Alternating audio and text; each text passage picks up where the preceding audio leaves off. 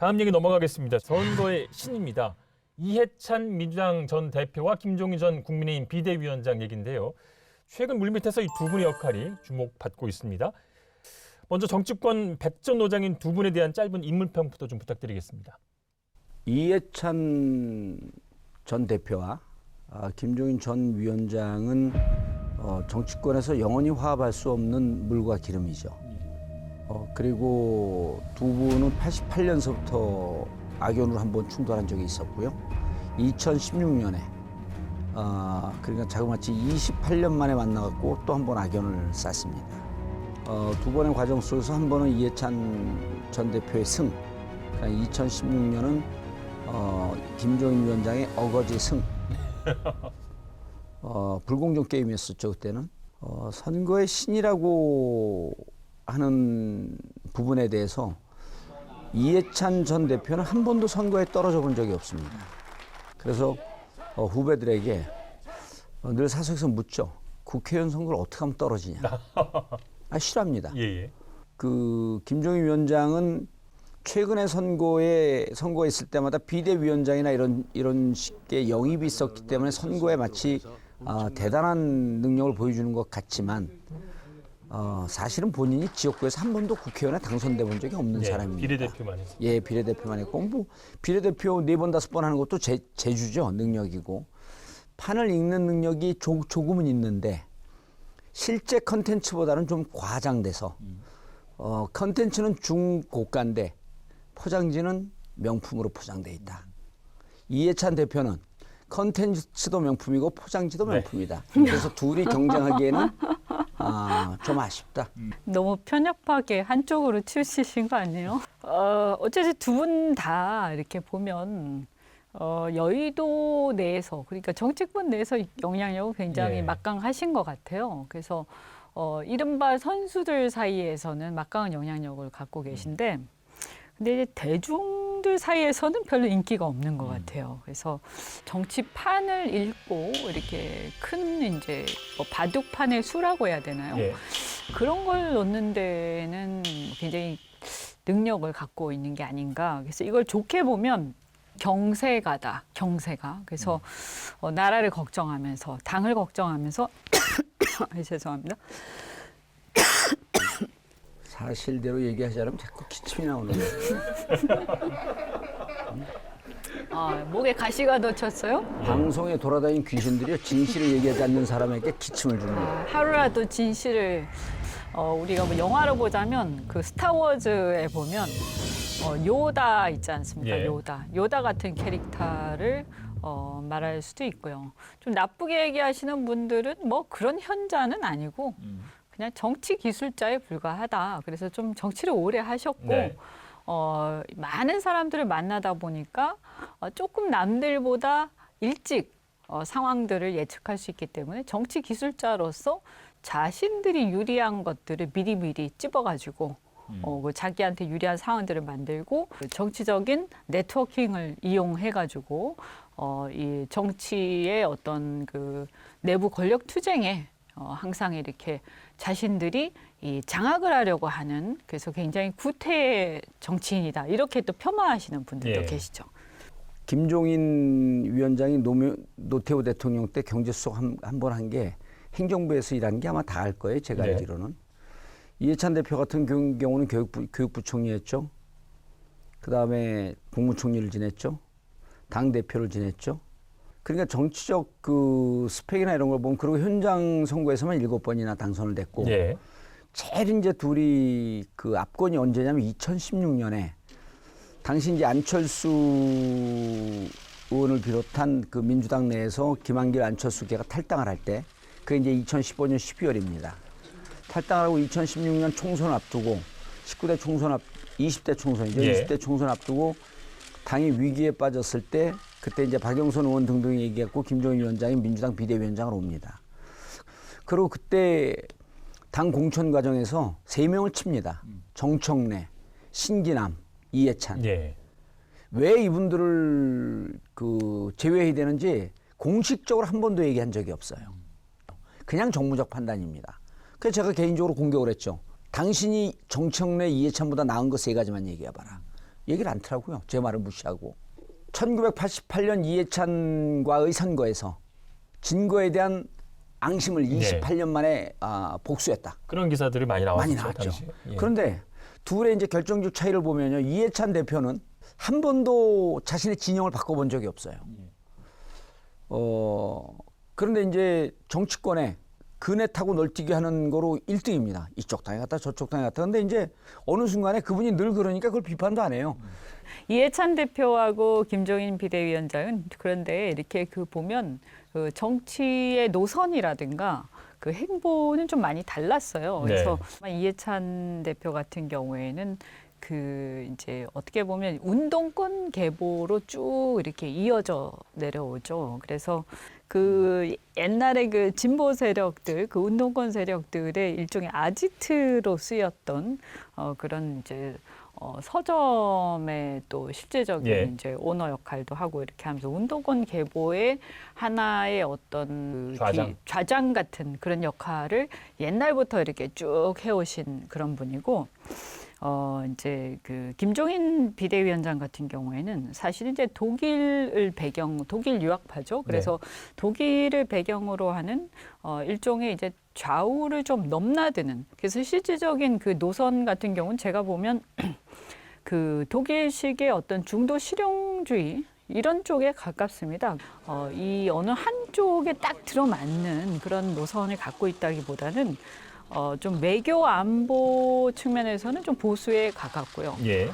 그리고 경제로 보자면 좀 진보에 좀 가까운, 중도 진보에 가까운 그런 노선을 지향하는 그런 편이라고 보이고요. 최근에 이제 민주당 그 이해찬 전 대표 얘기부터 좀 해보면 황교익 그 시죠. 경기관광공사 사장 선임을 두고 논란이 많았는데, 근데 이 문제가 해결되는 그 뒷얘기 속에 이해찬 대표 얘기가 좀 나왔었고요. 역할을 한 것으로 좀 알려져 있잖아요. 그 내부 얘기 좀 해주시죠. 이해찬 전 대표 같은 경우는 이재명 지사와 무척 그 공식적으로 드러나지 않았지만 무척 관계가 깊습니다. 2018년 경기도지사 선거 때 당시 전해철 현 장관하고 경쟁을 했거든요. 도의원들 그다음에 기초의원들까지 해갖고 전체 민주당 소속 의원들 중에 90% 이상이 전해철 의원을 당시 지지합니다. 이럴 때 이제 이해찬 당시 이제 대표는 아니었었는데 당이 이러면 무너진다. 그래서 본인이 오랫동안 같이 정치했던 이화영 전 의원을 보냅니다. 가서 이재명 그 시장을 좀 도와줘라. 그래서 균형을 좀 맞춰야 된다. 그 이화영 부지사를 매결해서 이해찬 대표하고 무척 그 끈끈한 관계가 됩니다. 그러니까 멘토가 되는 거죠. 이번에 황교익 사건이 터졌을 때도 이해찬 당대표를 설득하는 데 나선 게 이화영 전 의원입니다. 왜냐하면 이건 지금 황교익 씨가 너무 심정적으로 상처를 입었기 때문에 누군가 달래야 됩니다. 그런데 저 심성이 그 너무 이렇게 그 감정의 손상을 심하게 받았기 때문에 정치권에서 본인에게 사과하기를 원합니다. 근데 정치인들 사과하는 거 봤어요? 잘 못하거든요. 그러니까 이거는 사과를 하라고 요구하는 건 이 판 정리 안 하겠다는 거예요. 황교익 씨 입장에서는. 완전히 화가 난 상태죠. 그럴 때 출구 전략을 주면서 그 일정하게 심정적으로 위로하면서, 그래서 위로가 결국은 정치권 전반 특히 민주당 진영에서 그 사과하고 자신을 위로하는 뜻으로 이렇게 받아들여질 수 있게끔 하는데, 이제 그 역할을 이화영 전 의원이 지금은 이재명 쪽에서 이제 아주 핵심적으로 활동하는 분인데 그래서 그분이 연계해서 조정을 했다. 그리고 그것을 황교익 씨가 대표님께서 이렇게 직접 전화할 정도면 제가 수용하겠습니다. 해서 정리했다라고 하는 게 후문입니다. 이제 이번 대선에서 이제 두 분의 역할을 좀 전망해 볼 텐데요. 먼저 그 이해찬 전 대표는 어떤 역할을 좀 하게 돼요? 공식적으로 나서지는 않을 것 같은데요. 어떻게 전망하세요? 이해찬 대표는 지금 이미 이제 이재명 지사 캠프에 가 계시잖아요. 근데 제가 이렇게 쭉 보면 어쨌든 그러니까 이 민주당 진영에서 그래도 이해찬 대표가 가 있는 쪽이 주류가 되는 것 같아요. 뭔가 이제 그쪽이 여기가 주다라는 어떤 신호탄이 예. 되는 것 같아요. 그래서 거기로 이제 의원들이 이제 주로 모이게 되는 그런 효과가 좀 있는 것 같고요. 김종인 대표 같은 경우에도 어떤 효과가 좀 있냐면 약간 이제 이게 균형이 이제 안 맞거나 약간 논란이 될 때 그 어떤 대세를 잡아주는 그런 역할을 좀 하세요. 그래서 최근에 같은 경우에도 이준석 대표와 윤석열 후보 간의 어떤 녹취록 논란 예. 이런 것들이 있었을 때 김종인 전 비대위원장께서 그 부분에 대해서 교통 정리를 좀 예. 하신 그런 측면이 있죠. 경선에서는 그런 정도 어떤 중심을 잡고 논란이 될 때 이렇게 한 마디씩 해주는 정도의 역할을 하시다가 결정적일 때 또 균형추 역할들을 해주시고요. 그리고 가다가 이제 본선에서 뭐 선대위원장이나 예. 이런 건 맞지 않으실까 이렇게 생각이 듭니다. 본인이 국민의힘에 돌아갈 일은 없을 것이다. 이런 발언을 하거든요. 했죠. 예. 이분의 말에 무게가 있어요. 이거 허투루 들으시면 위험합니다, 이게. 그분의 특징이 대선 후보에 대한 눈높이가 무척 높은 분입니다. 예. 그리고 지금 우리 이현주 의원께서 하신 얘기 중에 몇 가지 이제 포인트가 있는데 실용적이라고 하는 부분을 얘기했어요. 그분이 되지 않을 가능성이 있는데 이 사람이 꼭 돼야 하기 때문에 내가 가서 어떻게든 좀 만들어 봐야 되겠다. 이런 캐릭터는 또 아닙니다. 예. 윤석열 후보가 당 후보가 되면 현재 당 지도부 그리고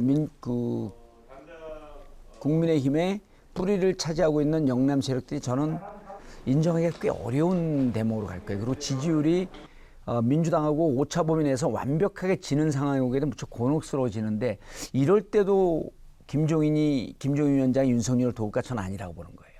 이건 벽을 치고 나가야 되는 어려운 상황이거든요. 또 두 번째로 유승민은 될 가능성은 없지만 홍준표 의원이 후보가 됐을 때 김종인 도울까요? 못 돕습니다. 그래서 김종인 위원장이 국민의힘에서 역할은 지금 경선 과정에 저는 절대 관여하지 않으리라고 봅니다. 그러니까 그거는 잠깐만요. 네, 절대 관여하지 않고 요 경선이 끝난 다음에 안철수도 밖에 있기 때문에 반문전선 범야권이 단결해야 된다라고 할 때 역할을 하실 거예요. 아니, 그러니까 제가 얘기한 게 바로 그거예요. 근데 이 진영이 잘 돼야 된다고 생각하시기 때문에 여기에서 분란이 일어나서 정권 교체 가능성 자체가 사정돼서는 안 되기 때문에 이게 이제 교통 정리가 돼야 되거나 조금 어려움에 처했을 때 중심을 잡아주는 역할. 그래서 발언을 한 번씩 한다든지 이렇게 해서 뭔가 이렇게 결정적일 때 균형추의 역할을 하는 그런 발언 정도를 한다. 안철수 대표가 이제 밖에 있지 않습니까? 아니, 그러면 제가 단일화 말씀을 아니 드릴 테니까 잠깐만요. 아까 그래서 다 단일화 얘기했잖아요, 아니 이거는. 단일화를 하든 뭘 하든 이제 합할 거 아니에요. 이 전체 큰 빅텐트 차원의 선대위원장이라든가 뭐 그런 거 맡으실 수 있죠. 그거는 충분히. 이제 김종인 위원장이 밖에서 또 합류할 사람들 이렇게 쭉 보면서 이길 수 있는 반문전선, 범야권 전선을 어떻게 만들 것인가. 예. 이럴 때 이제 역할이 좀 있을 거고. 똑같은 보면, 얘기를 하시는 거예요. 제 얘기를 좀 들어보세요. 그리고 보면 이게 이제 무척 충격적인 판단이 될 것 같은데 국힘당에 돌아갈 일 없다. 뒤집어서 얘기하면요. 국힘당 아니면은 민주당밖에 없잖아요. 네. 민주당과 함께 할 수 있는 여지도 전 열어놨다고 보는 거예요. 그래서 판이 짜 있는 상태에서 이기는 곳에 힘을 보태겠다. 이기는 곳에 힘을 못할 가능성은 저는 무척 예. 높다고 봅니다. 그래서 여야를 통틀어서 후보로서 가장 김종인 위원장과 캐릭터와 결이 맞는 건 이재명 후보입니다. 2016년 여름으로 저는 기억하고 있는데 지방세 때문에 이재명 지사가 광화문에서 단식 농성을 합니다. 그때 한 6일인가 7일쯤 됐을 때 김종인 비대위원장이 가서 여름에 위험하다. 그 단식을 중지하고 정책적으로 풀고 당에 협조하겠다. 예. 그날로 이재명 당시 성남시장이 단식을 풉니다. 예.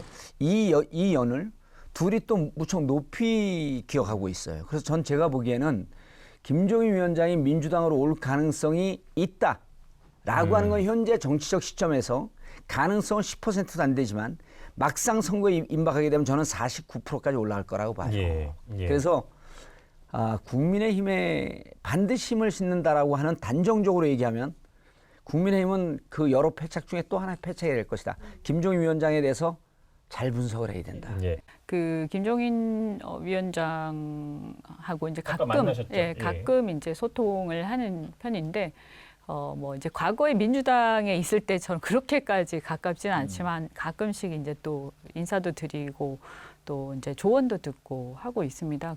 근데 이 어쨌거나 현실적으로 정권 교체를 위해서는 윤석열 후보가 현재까지는 네. 가장 유력하지 않는가 이런 생각을 좀 갖고 그래도 이제 가장 유력한 후보를 잘 관리해야 된다. 요 정도 생각은 갖고 계신 게 아닌가 이런 느낌을 좀 받았고요. 예.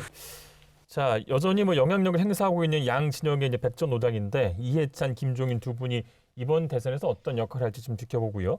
또 이제 봉도사님 예언대로 김종인 전 국민의힘 비대위원장 어느 날 이재명 후보 지지 선언 뭐 이런 기사가 나올지도 관심 있게 지켜보겠습니다. 아니 그게 그렇게 쉽게 갈 일은 아닌데요. 핵심이 이거죠. 그 김종인 위원장이 반드시 국민의힘을 끝까지 돕는다라고 하는 것은 약간 철진한 그 레토릭이다. 네. 자, 한 주간 쌓인 정치 독서를 빼기 위해서 디톡스 주스 준비했습니다. 녹조라떼 가지고 아니 온 것 같아. 오늘은 조금 비싼 것 같아 이거. 녹조라떼. 4대강 녹조라떼. 예. 진짜 비슷하게 생겼어.